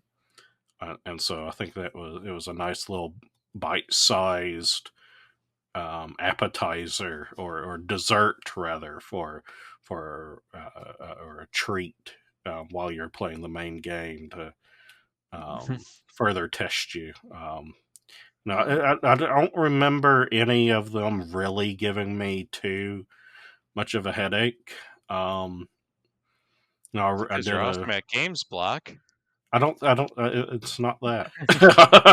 I don't remember any of them being like, "Oh, I gotta stop. I Hmm. need to take a break." But then there were some I had to try half a dozen times or so, like on the beat. I think it took me uh, 6 to 10 tries or so, but I think on nothing the too beat for me crazy. was, or to the beat was like the hardest one for me, even like Hmm. harder than the Grandmaster challenge. Yeah, the Grandmaster one, I was afraid when I was going into because I remember how like the final challenges in Mario 3D World and Galaxy 2 are, where it's just like no, like I don't like this game's not that hard, but then that final challenge is just like, well, I've gone through 3 Hmm. controllers. But the final one, the grand final on this wasn't too crazy. Oh, get back to me when you play the Vicious Void ones, I the will. I DLC. will. Oh, all right. Well, next up we jump over to the Serpent Starway. And this probably has some of my favorite levels out of the entire game. Hmm. My one of my favorite ones being the bathhouse battle. Oh yeah, yeah. This is this was the only one until they brought the Winter Wonder DLC that had that gave Astro Bot the sponge ability, where he looks like a bath sponge, and then you would drop him in water. He gets really big, and then you can push one of the trigger buttons to shrink him, and he just shoots water out everywhere. And and it's also set in a Japanese bathhouse landscape, which I thought was also really cool looking. But yeah, one of my favorite levels. I had almost no. Actually, I didn't have any clue who the robots were, though. The special Oh yeah, ones. I yeah, actually had to look up the names for these ones, but yeah. It this was was one of my favorites. yeah. Mm. It was the Tearaway character, and I'd played Tearaway. Hmm. Did a review of that on my channel with the letter head, and then there was Hmm. a one of the zombie monsters from the game Siren that was made by the creator of Silent Hill. Hmm. And it's a Sony property that, again, doesn't get much love, doesn't get much. There's two games, I think. There's Siren and Blood Curse that was on PlayStation 3. But yeah, it's kind of obscure. Siren is, especially. Hmm. Tearaway, if you didn't have a Vita, I think is kind of obscure, but it was a huge title for the Vita. But Yep. we know how much the Vita sold, so. Yep. Taylor, Mhm. any memorable levels for you on this one? Yes, I was gonna say two of them. So one of them was the bathhouse for the same reason. I loved that sponge ability. I loved it so much. It's like Hmm. absorbing water and squishing it everywhere. I thought it was so fun. I thought Astro Bot looked so cute as a sponge because he was kind of flattened and he just looked all Yep. adorable. I was like, oh, I love SpongeBot. Uh, but SpongeBot. SpongeBot. Yep. SpongeBot Yeah, that one. SquarePants. Yeah, that one was super fun. But I really liked Slow Mo Casino because I don't Mhm. know, my favorite ability in the whole game is the slow motion one. I find it so Hmm. fun. I love slowing down time. I remember when I first got it. I think you get it when you're around a bunch of gems and crystals. And I remember I slowed down time and smacked them all, and you just see the gems like moving in slow motion, like Hmm. bursting out of the sky. And I just thought that was so cool. And I was like, I just love that everything was moving in slow motion with it. Hmm. But yeah, I really liked Slow Mo Casino because I liked pretty much any level that had slow mo. I really enjoyed because yeah, it's just like fun having to slow down platforms to try to jump across them. Um, and use it to solve puzzles and whatnot. So I enjoyed that one a lot. More importantly, slow down those iguanas so that you can just like give them the smackdown for all the fireballs that they shoot at you Yeah. nonstop. Uh, Also, it had two of the coolest robots, in my opinion: Sly Cooper and Joker from Persona 5. Yes. My man. So prior to this, because I think after we beat the tentacle system, I unlocked the two things in the crash site that allowed you to change your controller color and it allowed you to wear costumes. So once I unlocked those two, I was like, let me go Gasha and get a bunch of stuff. And I got my hot pink PS5 airship, which was awesome. Of And I course. actually got yeah, yeah. That's all I wanted was the pink controller. And then I ended up unlocking a bunch of costumes, and one of them was Sly Cooper. And this was before I had done the level with Sly Cooper, and I love the Sly Cooper game. So I put on Hmm. that costume, and it made me laugh because this was the first level I did after I dressed up. And we got Sly Cooper in that level, and I was like, dude, I It's was like, like, gotta I take a just dressed picture up. of the both of us. Yeah. Click. But yeah, Sly Cooper was super awesome to get. I love that he was in there, and Joker was really cool to have in there as well. Mhm. There's How about also you, that. Black? There's Oh, also sorry. that free Big Brother episode level, with the giant bot that you're having to free. I Hmm. found it a good change of pace that most of the levels just right there.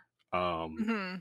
you're not going anywhere, but it was a good way of like, which direction are you gonna go free? Is this hand first or this part?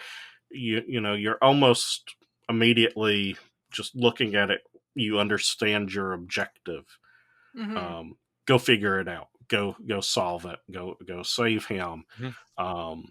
And then the bots in that one being Shadow of the Colossus, which I thought was appropriate, because you're scaling the giant monsters, the colossi in that game, and this one you scale Big Brother, Hmm. freeing him. Mhm. Yeah, looking Yeah. at your list, I didn't realize because the only Wild Arms game I've played is Wild Arms 4. So I haven't played Okay. 1, 2, or No, 3. I've only played 4, but I didn't even know there was a three Wild Arms. is three is fantastic. Yeah. Top Rudy is 10 from Wild RPG. Arms 1.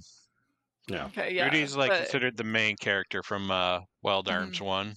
yeah, Uh, but it's cool. I'm glad you put this list together to see because I didn't even know there was a Wild Arms character in the whole game because I didn't know who Rudy was. So only that's kind of one. neat that they incorporated. Yep. Yeah, I always Uh, recommend 3 as like a must play if you like JRPGs. Yeah, JRPGs are like my jam. 3 was hard for me just because almost every bad guy had a status effect they threw at you, Yeah, and I did not like that.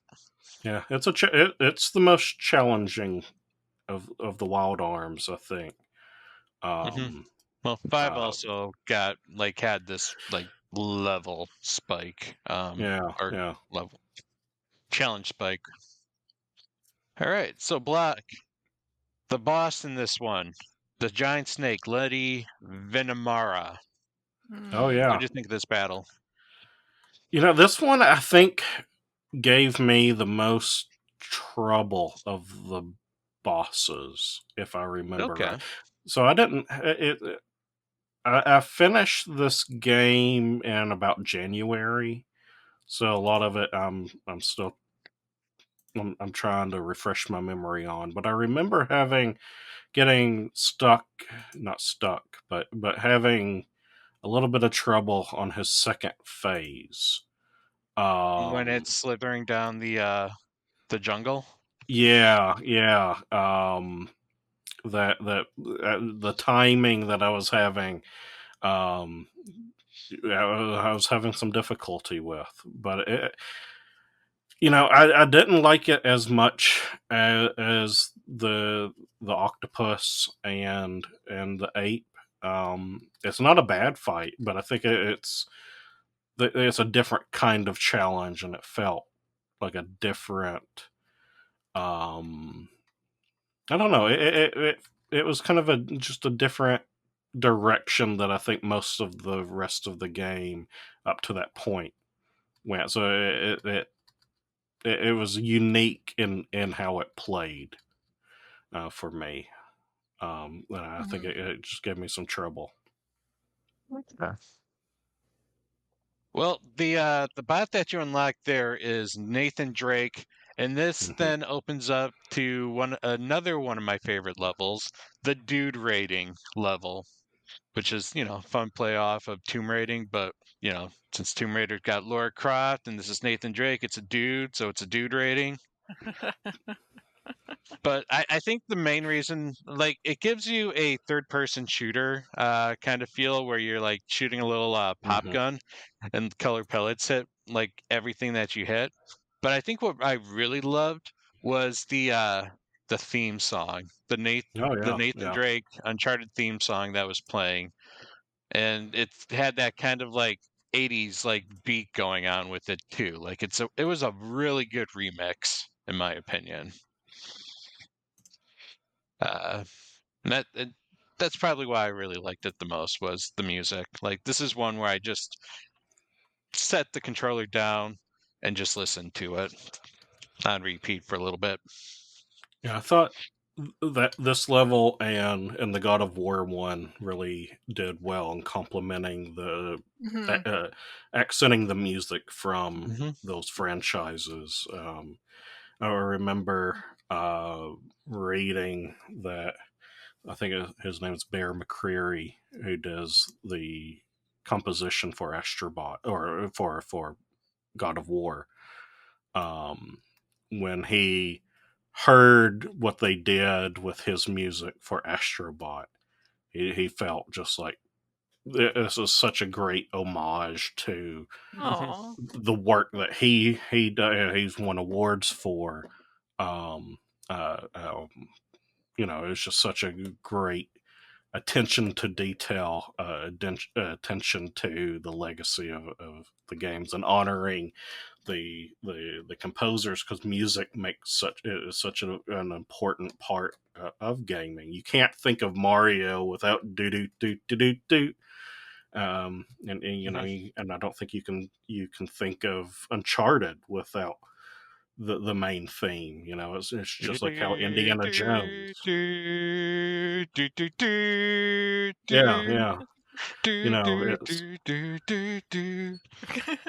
there's something that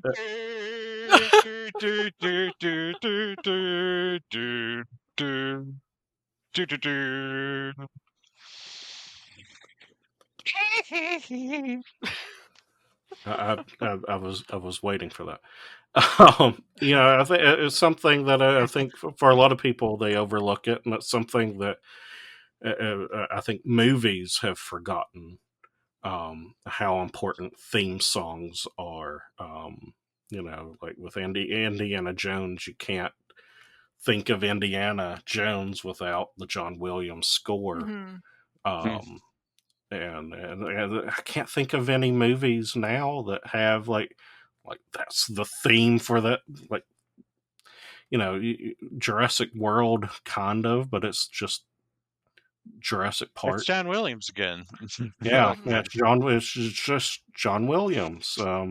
Name a theme song to a movie. Every movie you'll mention is probably a John Williams movie. Yeah, Probably. so it's just there's not many memorable themes in movies right now, but in games, I think that's still going very strong. All right, let's move on now to the Camo Cosmos. This one is probably my least favorite of the galaxies. I don't know. The levels were just kind of meh for me. Although I did enjoy Spooky Time.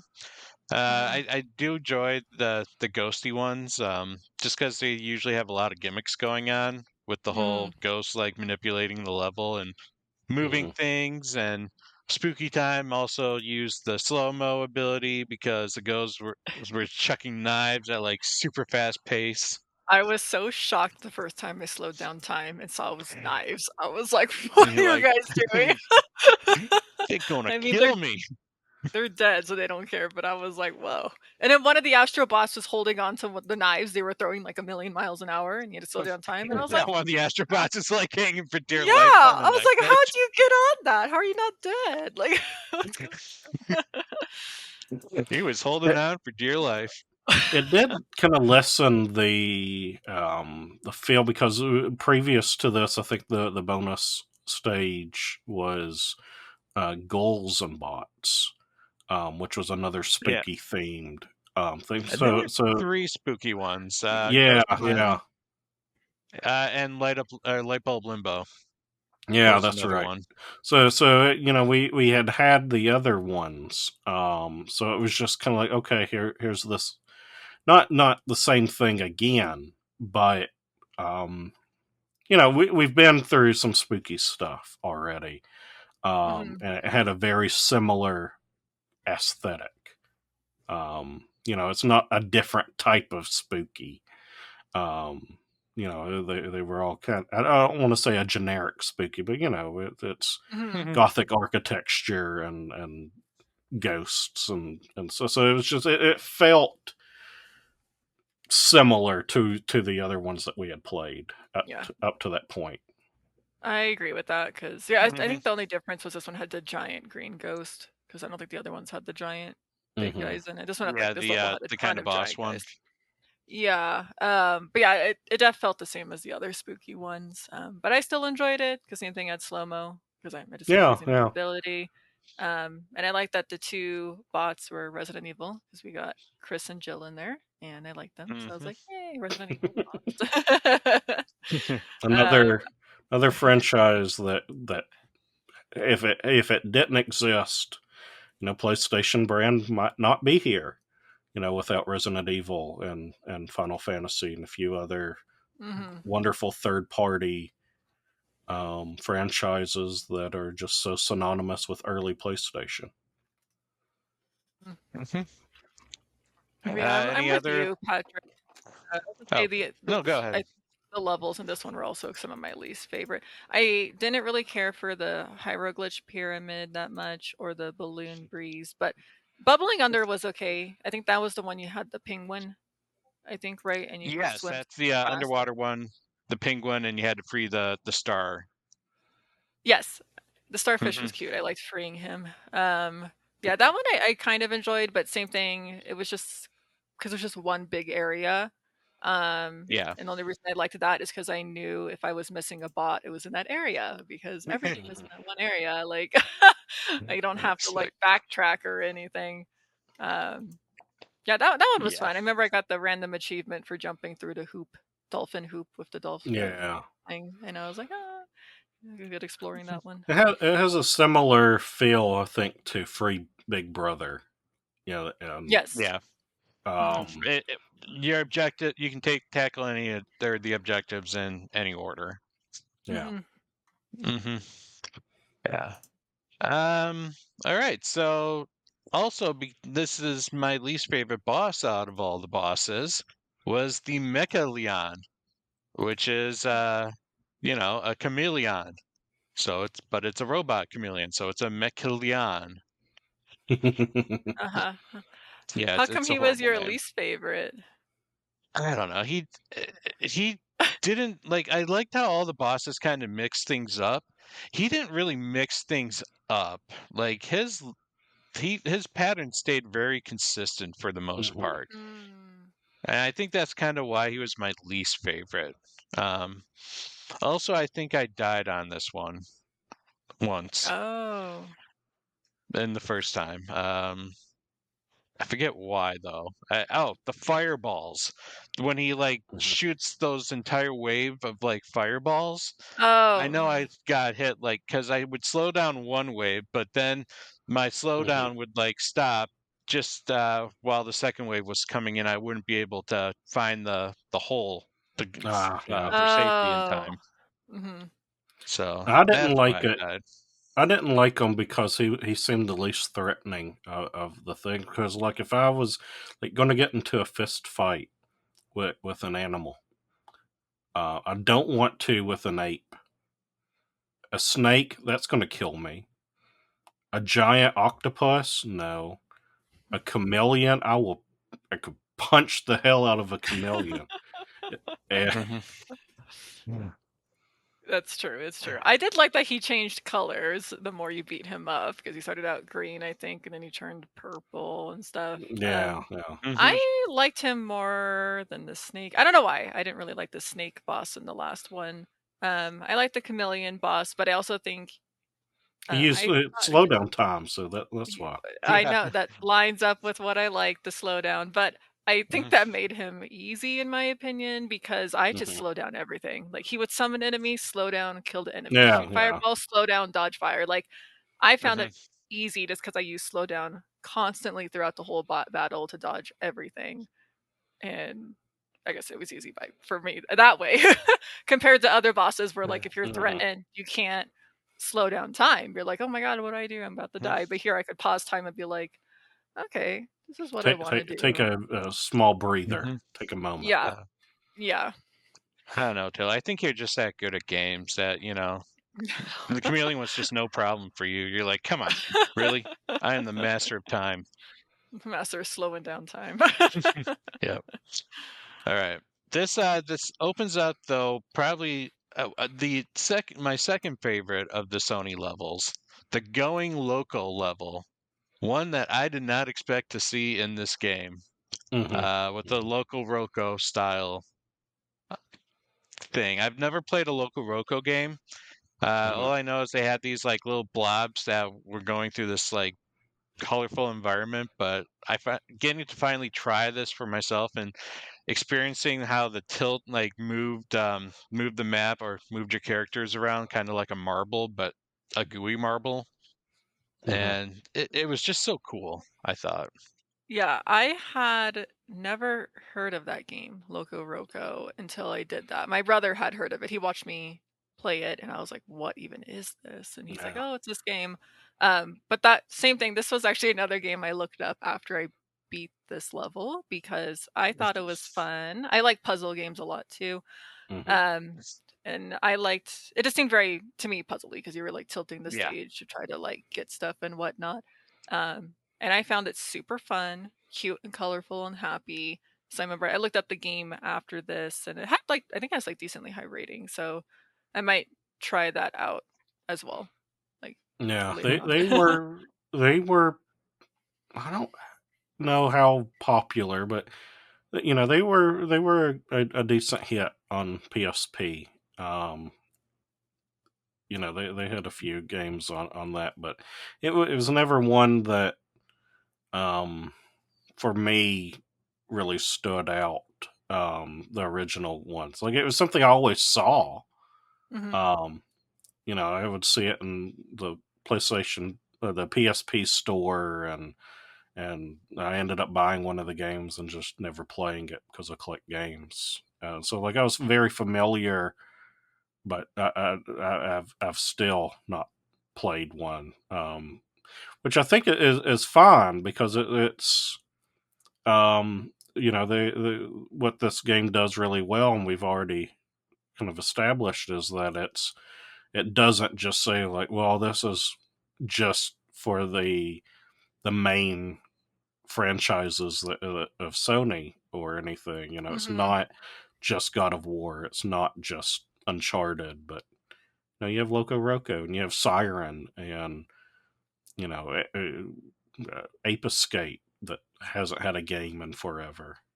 So hmm Looks like there's remastered versions for the PS4, so that would yeah, probably mean yeah, it should be in the PS shop. I'm gonna check it out, or at least yeah.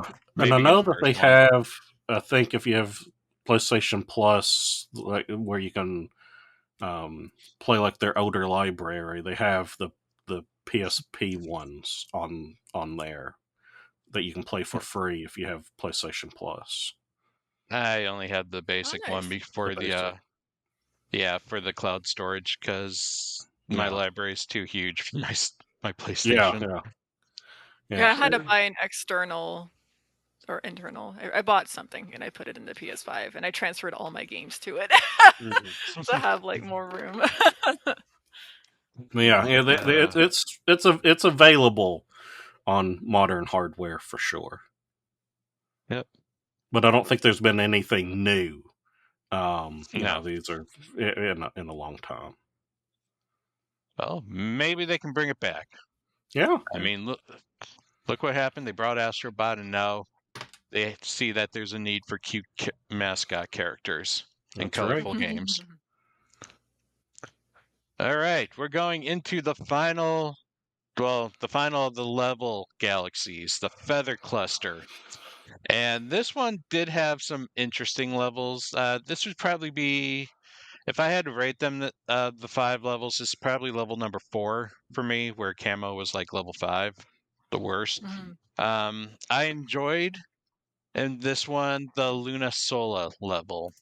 Yes. Uh, the toy, it looks like a toy castle, but you hit either a sun button or a moon button, and it would flip the castle 90 Hmm. degrees as well as change the sun to the moon.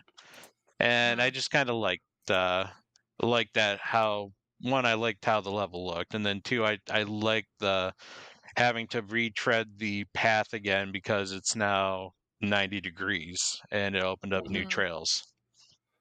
Yeah, I that was easily my favorite. I loved that level actually. I thought it was super fun. I like levels where it like completely changes, I guess, because every time you would press the button, it'd be like boop, new level, Hmm. now it's nighttime theme and it's like a different path to walk on and you would switch it back.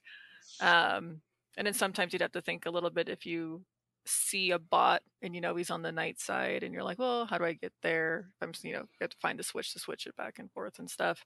Um, that one was super fun. So I really liked Luna Sola a lot. Yeah, it's a similar mechanic to like Downsize Surprise, where Mhm.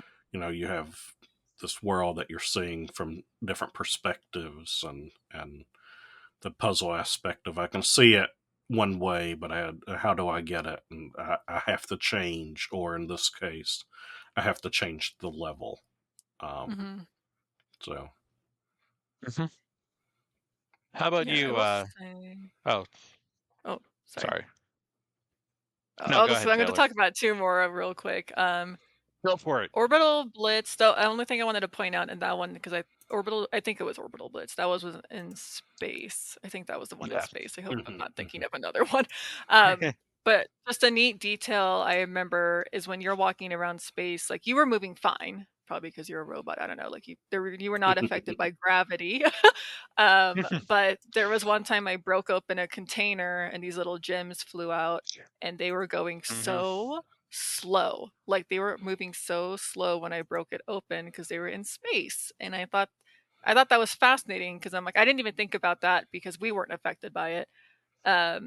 But the fact that other things in the atmosphere were moving like super slow, unless it was just because they were stars. I think they were star-shaped gems, but they were moving really slow when you broke it open, and I thought that was really neat detail in that level. Um, and then another level, I didn't mention this in my spoiler-free discussion, but one thing that actually bothered me in this game is I didn't like that you couldn't discover the warp portal and then continue playing the level. I Yeah. hated having to go into all of those levels two times. And one was to get the warp portal and one was to finish it getting the bots. In some levels you were lucky enough you could get all the bots and puzzle pieces and then the warp portal would be at the end. But I remember the frozen meal one annoyed me because you could get every single thing but one bot, Yep. and you had to do the normal completion to get that bot, and then you had to go through the whole level again just to go to the warp portal. And I was like, because it was near the end, and I was like, man, like I don't know why that was annoying me. And like it got to the point that every time I would click on a level and I saw the little warp icon, it made me grumpy because I'm like, I You're don't like, want to do ugh. this level two times. Yeah, like it would just be nice if I could discover the portal, cool, and then complete the level like normal, Mhm. and then you still unlock Mhm. the secret world. I didn't like having to do them all like almost two times each every time. Yeah. No, the frozen meal one was the worst in that regard because of the fact that you can't get that last one and go back to the portal. It's get the last one and finish complete normally, or hit the warp portal right at the end. Mm-hmm. I think Block. this had the Genie's Revenge as well. Yep. That was um, you run into the genie Mm. previously, but this was kind of a special level where it's just a boss fight, I think. Mhm. Um, and so it's taking a boss that you've already fought, but let's add even more difficulty to it. And I think it's one of the. He's not one of like the main bosses. He's a stage boss, but Mm. he could rank right up there with like the main bosses, and how his scale and what he does. I think Jenny actually was in another one of the games um, as well, but I can look that up. Um, but Taylor, tell us about the boss of this galaxy. He looked silly with a little helmet and goggles on and whatever. I think he even had like wing pads on him technically, but um, he was I don't know what my thoughts are on See, I him. thought Like it I was a nod to Tony Hawk because it's a bird and because it's he's not. wearing like skater gear. It's Oh, not. It's not. And, that's kind of that's funny. interesting. Yeah, I didn't have any issues with him. I don't know how I really felt about him. I guess I don't know. Like I don't know if I liked him more or disliked him more than other bosses. Like he was just a boss for me. Yeah. No, he was kind of average in terms of boss. Better than the chameleon, but he didn't offer a whole lot. I mean, I liked how the background was like constantly moving hmm with Hmm. him, but Yeah, they do a good job of it not feeling like I don't know, like when you're watching a cartoon, someone's driving and you see like the donut shop, Mm-hmm. donut Yeah. shop. So it didn't feel like you saw like the same rock going Yeah. by. I remember that because that's another thing that I was like, I just want to pay attention to how much detail did they put into this world, and it does seem like they may like here's a distinct rock fixture that you pass, and here's another one, and here's another one, and it would go through a few times until you saw the same one again. Mm-hmm. All right. With that, you unlock Aloy from Horizon, and you get to go and explore the Horizon world using her bow as your main ability. And it kind of slows down time when you use it, so that was Hmm. a little perk for the fact that it's actually a very slow weapon to use. Probably not my favorite of the Sony levels, but I did appreciate the music again because I Hmm. do like Mm-hmm. the Horizon theme song, especially when you got the vocal part coming in. Mm-hmm. Um, but it was also nice that how they remixed it and made it a lot more of an upbeat song than the more somber theme from the original. Yeah, Taylor, have you yeah, ever played the Horizon series? No, I don't really have an interest. I don't know. They put No. her they put Alloy in Genshin Impact. And for some reason it upset me so much that they put her in there and it just made me not want to play the game. I don't I know Really? do why. think I do think for some people, not so much for me, um, that it probably uh, some very conservative people don't like how much um, Aloy has been and marketed heavily by Sony. They've certainly Sony, I think, has certainly tried to make her the face of PlayStation at one point. You don't see it so much at this moment, but I remember I think when the PlayStation 5 was coming out, um, that she was just very heavily in like I think she was in Genshin Impact then, Mm, and she was in I think one of the mobile Final Fantasy games as a side character that you can unlock, mhm, and I think she was in Fortnite around that time, and people were like, well, there's other PlayStation franchises that you can put in there, but it's all Aloy, and it seemed like she was the only one.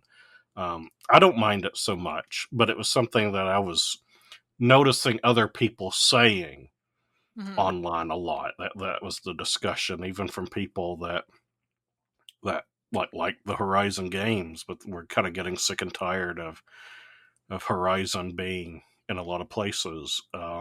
mhm, That was one of the special levels that like after Ape Escape, and especially after God of War, where I was like, okay, we're going to run into these.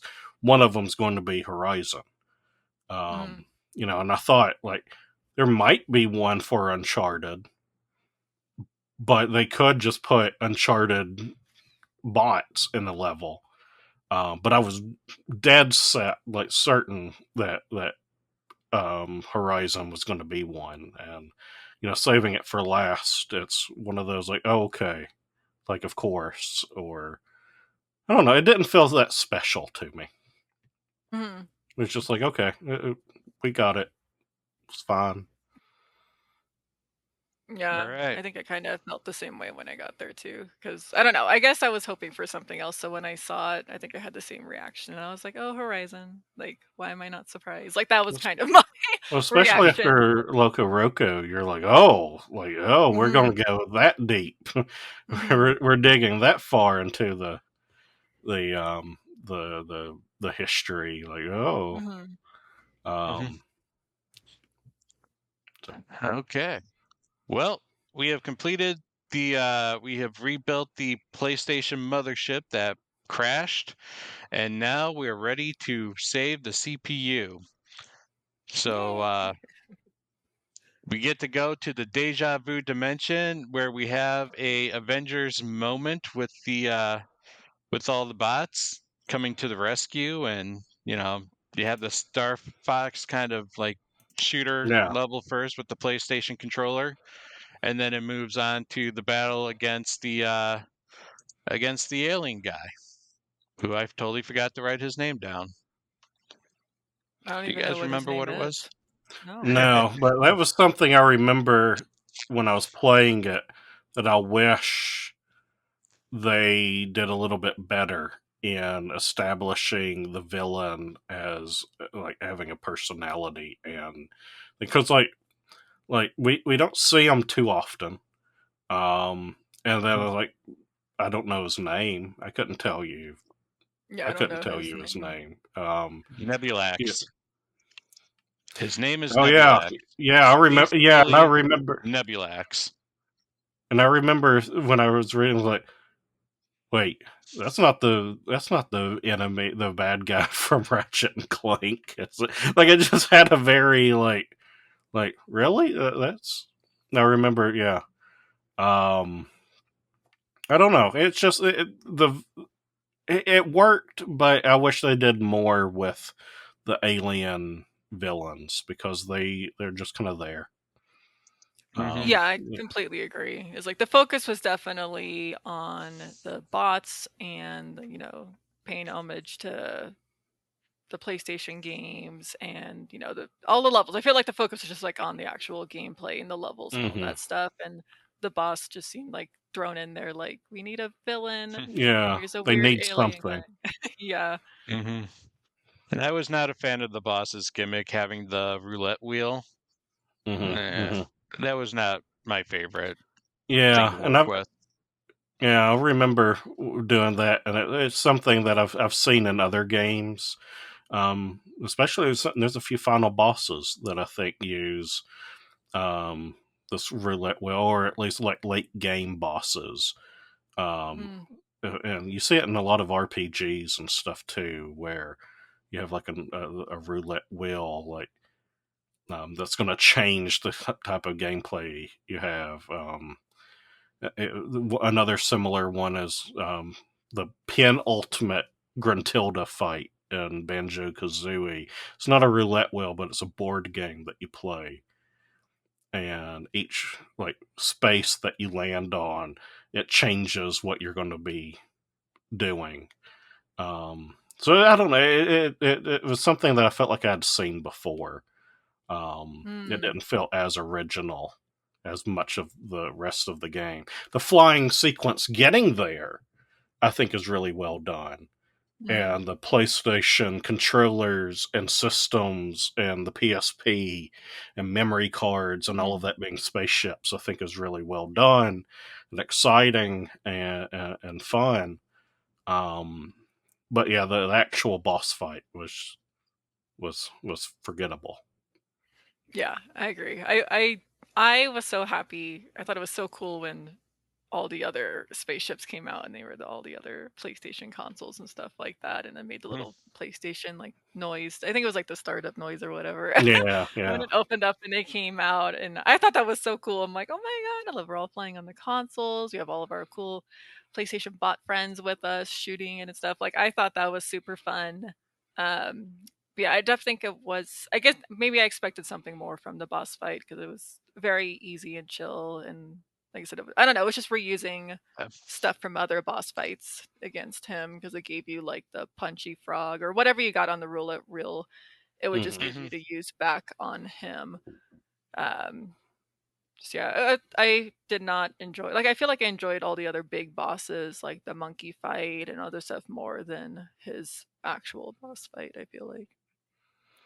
And Yeah, I think, no, I agree. go ahead. I No, think, I think, go go ahead, Bob. ahead. You go ahead. No, no, I offer it to you. Oh, thank you. I think again comparing it, yeah, because the closest comparison is kind of the Mario games.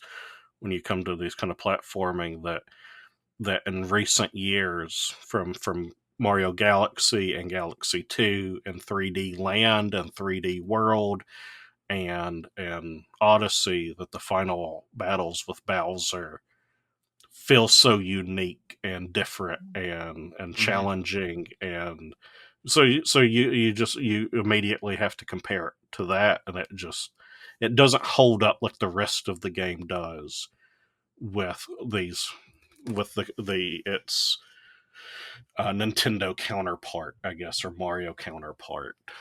Mhm. That it doesn't seem on that same scale. Mm-hmm. Yeah. Well, overall, though, I would consider this a super fun game. Man, I'm surprised. There's actually a lot we didn't get to. Like, we didn't get to talk much about the crash site or the Lost Galaxies, but I do have to say, definitely give this game a check. In my opinion, this is one of the best PS5 games that you can buy. Mm-hmm. It's also pretty cheap to buy too. It came out originally at $50. Yeah. Um, what are your final Mm. thoughts, guys? Like I said, I loved it. I'm really hoping they continue to do DLC because looking at this list, one game franchise I was obsessed with on the PlayStation was the Dot Hack games. I played all four of the Dot Hack and Dot Hack GU games. There's not a Hmm. single Dot Hack character in here, which I don't know if that would count as like a Sony franchise or PlayStation, or is it just not part? I know I played They, them all on Yeah. PlayStation. I know that the the second trilogy is on Xbox. When they did like an HD remaster, I know that one's on Xbox. And I think Mm. it's Bandai Namco that owns Dot Hack. I could be wrong, but Oh, yeah, I yeah, I wasn't think sure who had it. I'm pretty sure it's Bandai Namco. I don't know if it's on Switch, but I remember the second trilogy. I think the second Um, trilogy, the remaster, also came out on Switch. yeah, I think it did, but I know for sure Hmm. it's on Xbox. Yeah. Um, No, I don't think um, there are any Bandai Namco characters in this game. Yeah, because yeah. they don't have any Tales of Well, they have characters. Tekken. Um, Tekken's Bandai Namco? yeah, that's Yeah, okay. Namco. Okay, but yeah, they don't Yeah, have there's any two Tales Tekken of characters. characters. Um, Yeah. yeah, and yeah, I think that's the main one. Yeah, I'd be curious if they would Mm. add those later. Like, I'd be curious if that could be a DLC, like adding Tales of the Abyss or whatever, like Bandai hmm Namco Hmm. stuff, or like I said, Dot Hack or Pac-Man for anything like. sure. Oh, that would be so Yeah. fun. I mean, I could Pac-Man. see this maybe being some of the bots that they would maybe use for the second game. Like maybe they'll get more like Bandai Namco. Maybe they'll get more Square because that was one of the big issues is that the Square characters actually did not show up until this very last DLC. And people Oh, are like, Square, the Square and like Sony are like synonymous with each other. So why weren't there Square characters? there are Mhm. other ones because Dark Souls and Elden Ring and stuff is Bandai Namco because Okay, they own From fair, yeah. Software, and Mm. then Katamari. Oh, I didn't know Katamari is a Bandai Namco. Katamari is Yeah, such a funny game. I yeah, found that that one's amusing also even. Bandai Namco. All right. Yeah. Well, But you yeah, I guess proved that us was my wrong, Block. overall thoughts. You what? You proved You us proved wrong. it wrong, yeah. But no, like I said, I love the game. After this, I'm going to continue to try to 100% it because I didn't manage to do that before this, and then I still have to do all the DLC. And like I said, it was funny because initially my friend had lent me Astro Bot to play. It was his copy, and I Mhm. loved it so much I gave it back to him and bought myself a copy. Because I'm just like, I know Very I'm gonna cool. keep playing this, and I know if they continue to do DLC, I want to keep playing this game. Like I think it's so fun, so I just bought my own copy to have. Mhm. Um, yeah, no, like I said, fantastic time. It surprised me. I did not expect it to love it as much as I did, and like now I understand why it like won the award and why everyone loved it so much. And yeah, I'm continuing to like look forward to playing the DLC and all the future DLC for it.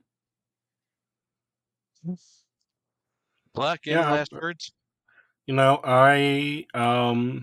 I missed it when it first came out, but it was a game that I really wanted to play when it very first released. And I had it gifted to me by one of our Boss Rush people for a Christmas present because it won Game of the Year, and I was like, I still want to play it. Maybe I'll get it for Christmas, and lo and behold, it appeared at my door like 2 days later. And so I felt a stronger obligation to do something with it for the website. And someone had already done a review on it, so I couldn't do that. And so I hadn't done a Let's Play in a long time. And so I did a full Let's Play of the game and got all the collectibles and everything. And so it holds a little, I hadn't done a Let's Play in years. And it was only the second Let's Play I had done on my current YouTube channel. And it did really well, and I had a lot of fun doing it. So that part of my experience with the game, I think, makes it stand out a little differently and feel a little special in a way that I'll always kind of associate that with this game. But yeah, I thought it was wonderful. Did a lot of tremendous things, taking, again, like I said, the best aspects of some of these more modern 3D platformers, and then making it something of its own. Right. Well, thank you everyone for watching and or listening to this episode of the Boss Rush Video Game Book Club, part of the Boss Rush Podcast and Boss Rush Network. You can catch all new episodes the last Saturday of every month of the Boss Rush Expansion Pass podcast feed of your choice or on YouTube. And also you can get this show 1 month early and ad-free voting rights and other perks as little as $1 over on Patreon. And finally, check out the merch and find all of our content at bossrush.net, including stuff from Block himself. Guys, thank you for your time as always. I do have to say that we have something special cooking in the books for book club, so stay tuned. We will have a very, very special episode with a very special guest. So hear more about that later. Until then, though, we love you. Be better. See you next time. If you want to see how you can become a Patreon producer, head on over to patreon.com/BossRushNetwork. The Patreon producers for this month are Adriel Munger, Austin Campbell, Celeste Roberts, Sana Dierig, Francisco Santillan, Matthew Keel, and Christian S. Thanks for your continued support of the Boss Rush Network.